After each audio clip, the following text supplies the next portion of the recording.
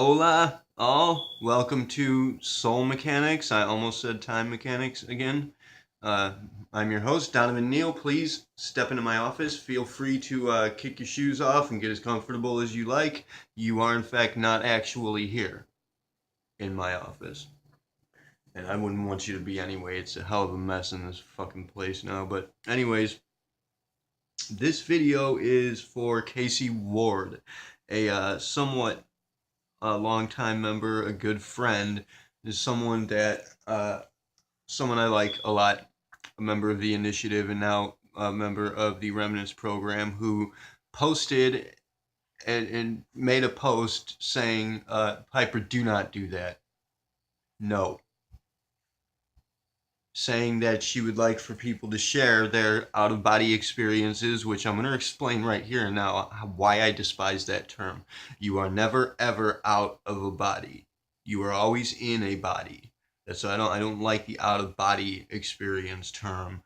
Astral projection is workable, but I think we need to simplify it. So that's why I kind of deal with it all as being DreamWorks. In fact, life itself to me is just DreamWorks, and I clump it all together into that simplification.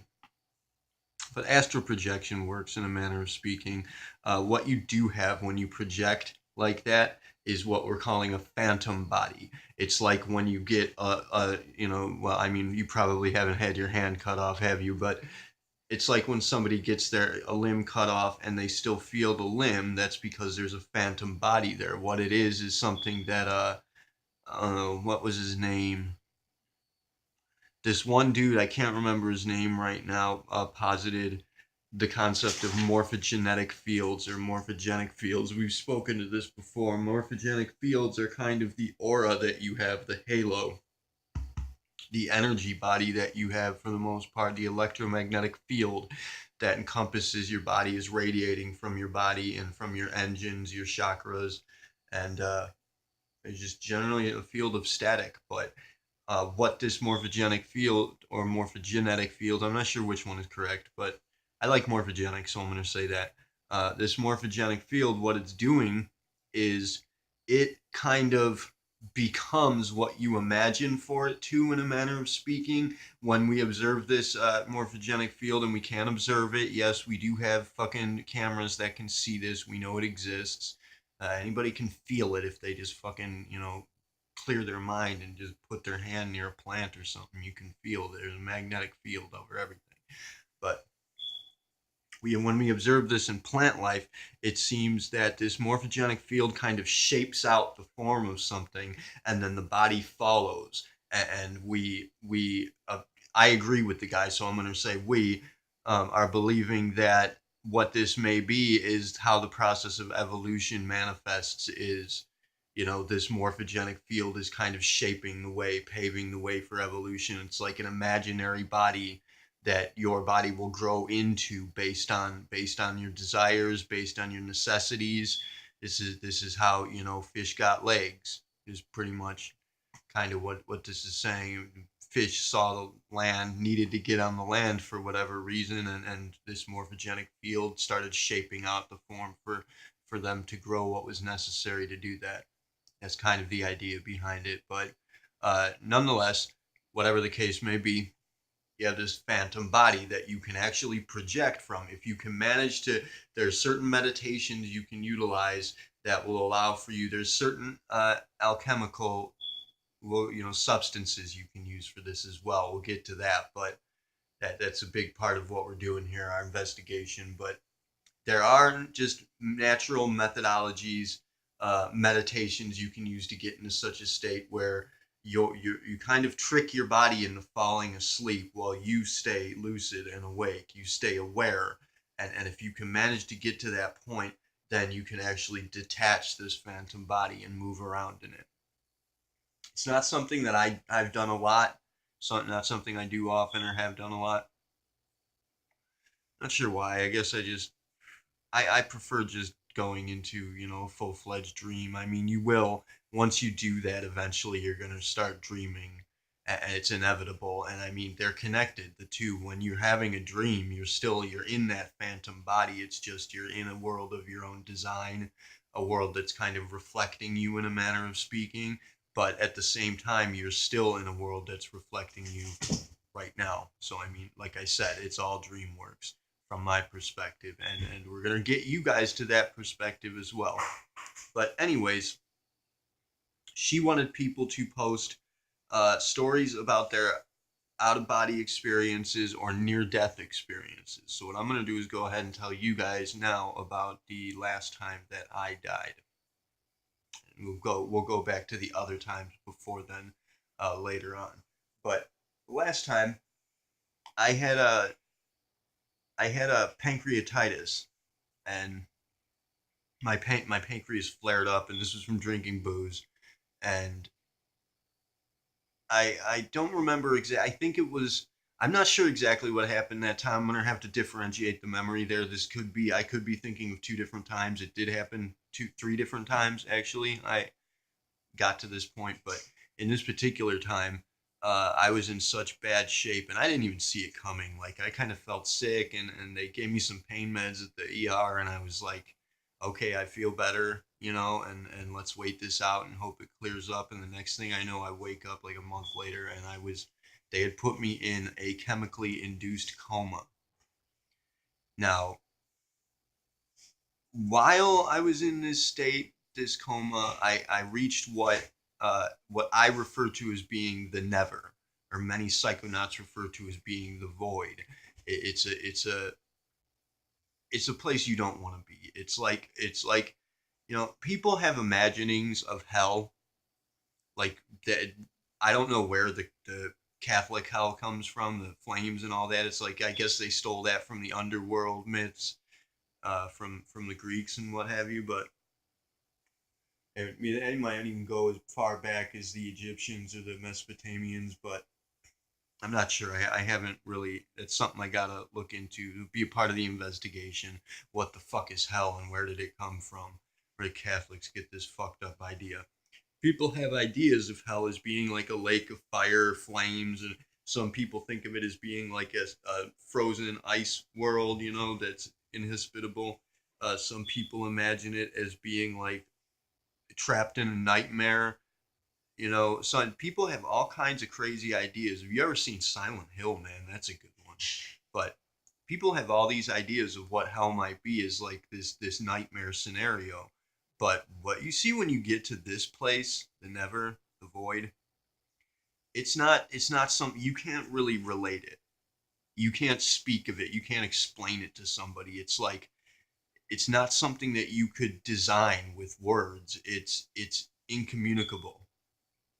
It's just like it see, I'm trying here. I'm trying to think of a way to explain this to you, but it's just it's warping. It's warped. It's so there's no reality to it. There's no way to it has no solid ground to stand on. You can't explain it, but it is the most terrifying experience ever. It's just the worst fucking thing that you could ever have. And when you're there, when you're in it, it's happening forever. Like you experience eternity in there, and you are terrified, and you are alone, and you know damn well that you're done, that that's it, that you'd be fucking stuck in this forever. And it's the scariest fucking thing you'll ever do. And I've been there 3 times now, and I don't ever fucking want to go back. But it's just I wish there were a way I could try to explain it to you, but it's just there is no actual solidity to it. There's nothing to grab a hold of. Your mind has nothing to attach to. You are cast off alone in the ocean of nothingness. And it's just chaos. What you experience is just pure fucking chaos. You can't even discern any kind of a patterning in it. It's just never mind. Anyway, what I also experienced during that, after I got out of that, somehow, after I got out of being in the never, what I experienced was the people around me in the hospital, I could hear them speaking, and I knew what.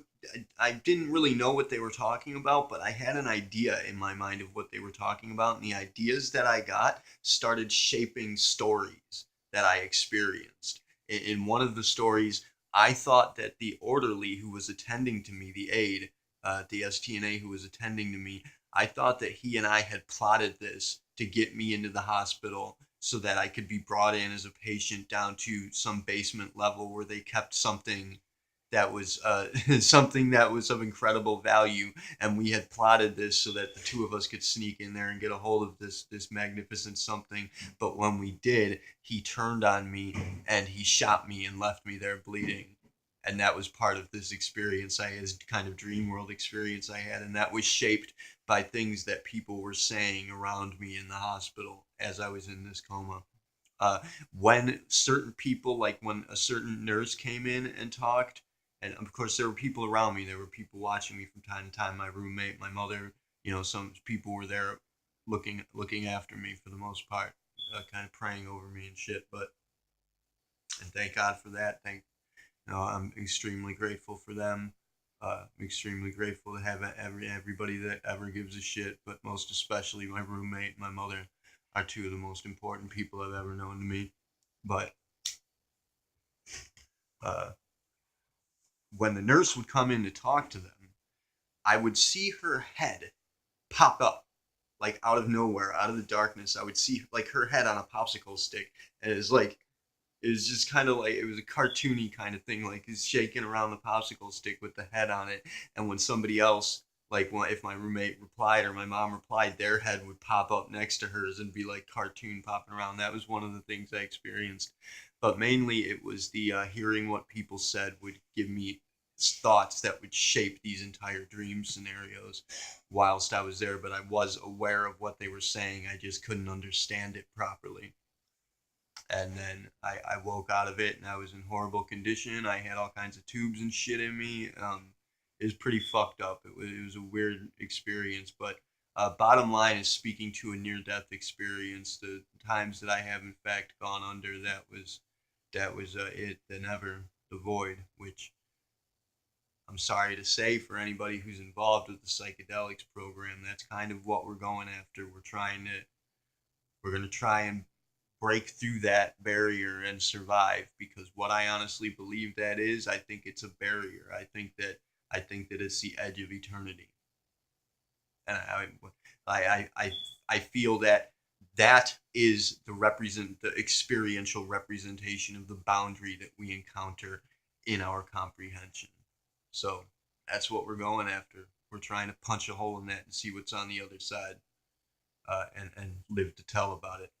So that's my story. It's going to be for the Approaching Nowhere course, and hopefully you guys will kick in. We got another dude aboard today who seems very into it. He seems very excited about doing this, and he does make his own videos. And he made a little clip speaking to me directly that gives me the idea that he may be right up our alley, maybe exactly what we needed to find. So hopefully he'll make some videos.